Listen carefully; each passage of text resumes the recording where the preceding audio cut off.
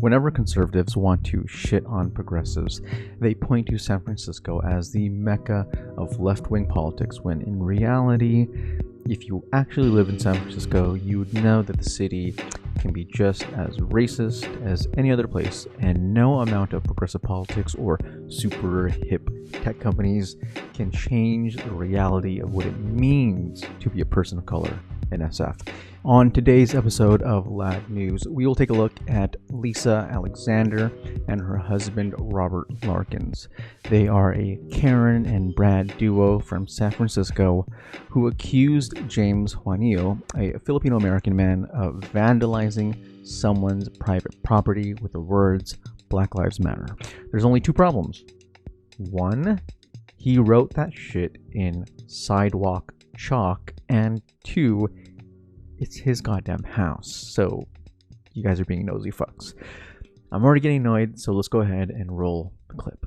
Is this your property? Hi, I'm asking you if this is your property. Why are you asking? Because it's private property. Because it's private property, sir. So, are you defacing private property, or is this your building? You're free to express your opinions, but not on people's property. Okay. Absolutely. Sure. Just respectfully. Sure. So we're just saying, absolutely, your signs and everything, and that's good. This is not the way to do it. Okay.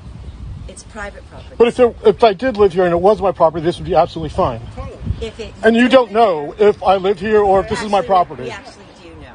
That's why we're asking. Oh, really? Because you live here, right? You said so. Because we know the person who does live here. Oh, okay.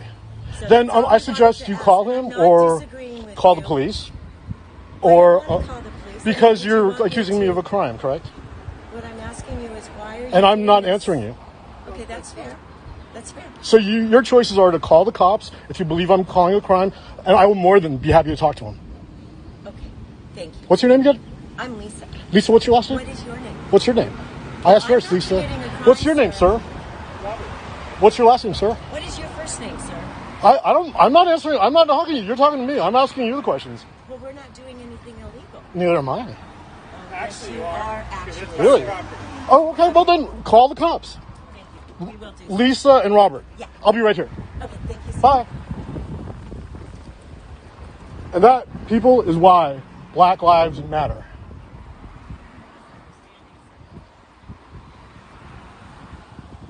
That's Karen, and she's calling the cops. And this is going to be really funny. Because she knows the people who live here. Personally. Alright, so there are a few things I noticed when I saw this clip. For starters, I fucking hate the way racists try to disguise their invasive questioning with this soft-spoken voice as if it minimizes the sting and the disrespect of interrogating a random person of a crime you think that they are committing. That's like if you walked into a Nordstrom and the sales associate said with a giant smile on their face, "Hello there and welcome to Nordstrom. I'm really glad you enjoy those diamond earrings you stuffed in your pocket. Is there any reason at all why you're stealing from our store?"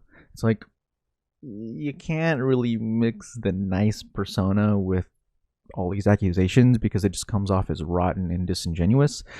But on top of that, she accused and called the cops on him for vandalizing his own property with chalk. Even if he were doing it to somebody else's house, it's still fucking chalk. It washes away. It is not permanent. So unless they really didn't know it was chalk, you gotta ask yourself, why the fuck do these people care if someone writes Black Lives Matter on anybody's fence? Because I guarantee you, if James wrote "Feed the Children" or "Save the Rainforest" or some other bullshit, they wouldn't care. San Francisco is also a historically artsy city anyways, and if you've ever been there, you've seen all these different art installations and taggings all over the wall. Like, it's a very vibrant city, and it's like, if you're pressed about that shit, get over it. You're in San Francisco.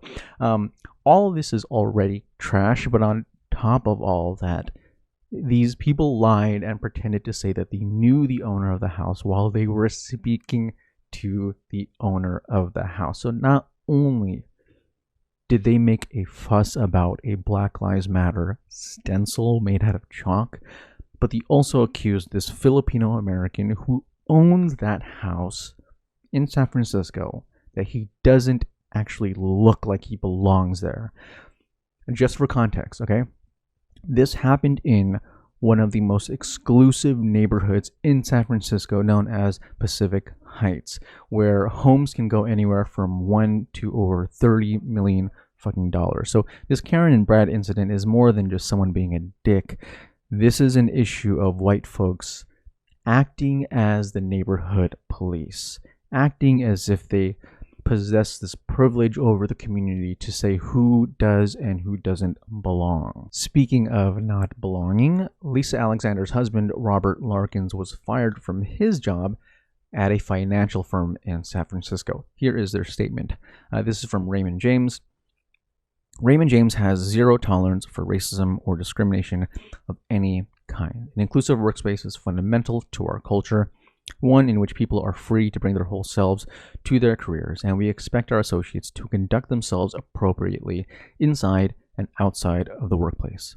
After an investigation into the circumstances of a video alleging racism by one of our associates, we have concluded that the actions of he and his partner were inconsistent with our values, and the associate is no longer employed with Raymond James. For old Lisa over here, the Instagram and Facebook pages for her business, LaFace Skincare, were shut down, as well as their website. Shortly after, Birchbox, a cosmetics subscription box service, ended their business relationship with her company. As expected, Lisa came out with an apology, and this is what she said. Statement: I want to apologize directly to Mr. Juanillo. There are not enough words to describe how truly sorry I am for being disrespectful to him last Tuesday when I made the decision to question him about what he was doing in front of his home. I should have minded my own business. The last 48 hours has taught me that my actions were those of someone who was not aware of the damage caused by being ignorant and naive to racial inequalities. When I watched the video, I am shocked and sad that I behaved the way I did. It was disrespectful to Mr. Juanillo, and I am deeply sorry for that. I did not realize at the time that my actions were racist and have learned a painful lesson. I am taking a hard look at the meaning behind white privilege, and am committed to growing from this experience. I would love to have coffee with Mr. Juanillo in our neighborhood so I can apologize in person and share a dialogue where I can continue to learn and grow and be a better person. Aww.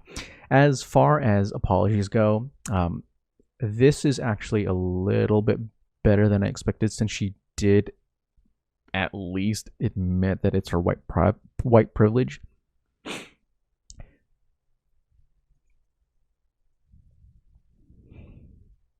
As far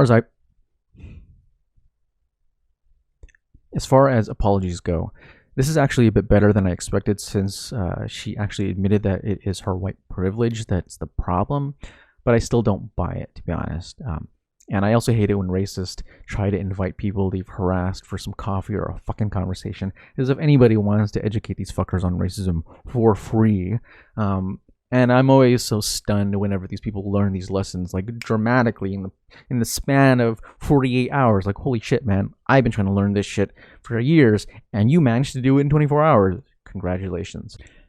Thankfully, the people have spoken, and Lisa and Robert are being rightfully called out. And reviews for LaFace Skincare have never been better. Let's go ahead and read a couple of them just for fun. Let's go and check out this cellular regeneration cream. 2.3. All right, let's go ahead and see. White enough to be a Karen. This cream is white enough to make me feel like a real Karen. After several facelifts. Oh my god, this is a good one. After several facelifts, it really enhances my upturned eyebrows, which is useful when I am browbeating people in the neighborhood. I only know one of my neighbors, who's of course white, in my specific white neighborhood of this liberal sewer of a city, San Francisco. But he and I make a great white power team. If we see any brown people in the neighborhood, we know they probably work for a living and can't possibly live here. We accost them and tell them to quit their jobs and start investing in Raymond James, a good old school white investment house. I so hate when they march around with their little slogans and write on the sidewalk or on their employers' driveways in chalk unless it is white. This anti-aging cream is the best. I can assure you, you'll feel whiter and younger every day, helping keep racism young and healthy. Turns everything white. You can even use it on your Mercedes. Hey, didn't they also make gas chambers in World War II? I love that company. Wow. That is excellent review. Doesn't work. Save your time and money. Super white. 1 star. So white. Just like Lisa C. Alexander, the CEO of this company. I too was having eye problems. All around me, I see people who aren't white. But once I used this helpful cream, it allowed me to realize that only white people matter. And now I don't have to see brown or black people at all. Unless they are decorating their own property, then I threaten to call the cops. All right, folks, let's go ahead and read just one more because they're so good. All right, this one's for the LaFace Hydrating and Purifying Serum. Purify the race with LaFace. Oh god, I feel like it's gonna be a good one. I love this purifying serum. You pour it on brown people and it's like their daddy bought a building at Harvard or paid off the swimming coach